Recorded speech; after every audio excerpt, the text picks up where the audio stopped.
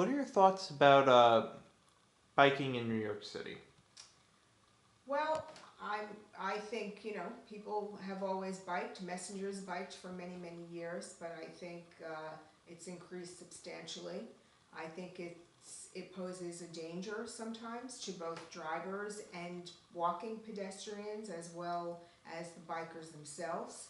I think there needs to be more rules about biking, and I think it's in sort of unfinished policy that's been developed. The policy is really one-sided, all on the side of bicycles, and the other side hasn't really been developed or looked at.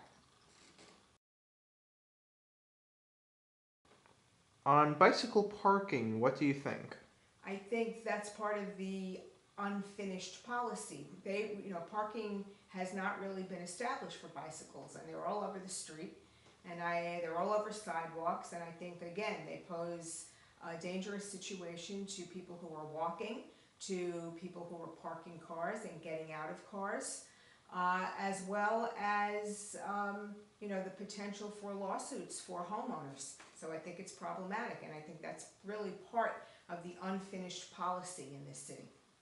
How do you think that you could integrate the bicycle parking into currently established and developed areas of New York? Well, I think you can put it near city-owned properties, like near parks, for example.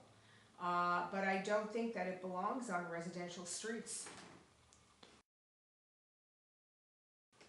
What's been one of the most harrowing experiences that you've had dealing with cyclists?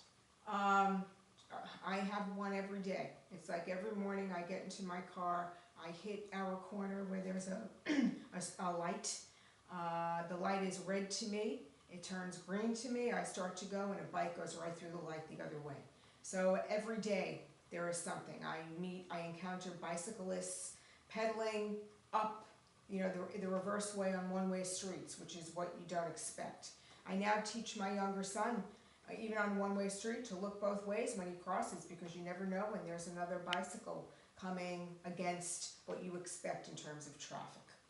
I think the other experiences that have been pretty negative for me are bicycles left in front of our house chained to, the pole for months. And they don't, we have no clue as to who it belongs to, and certainly not anyone living in this house, so that's problematic. Are there any specific instances of, say, bicycles getting chained to the house? To the house particularly?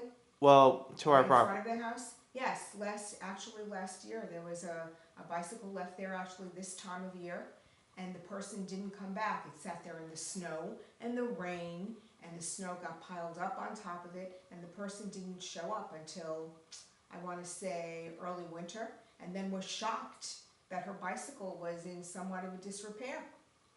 So I don't quite understand what people do with their property. I would think that someone would value a bicycle and try to take good care of it.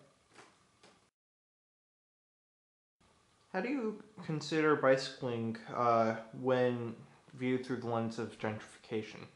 I think, the increase in bicycles is really a symbol of gentrification, but I also think that bicycle policy has been used as an engine of gentrification. And if you look at the bicycle policy in this city, and I mean like the city bike program, for example, if you look at where those bikes have been placed, they're actually in neighborhoods where they're looking to increase the gentry to buy up all the new condo developments and luxury housing.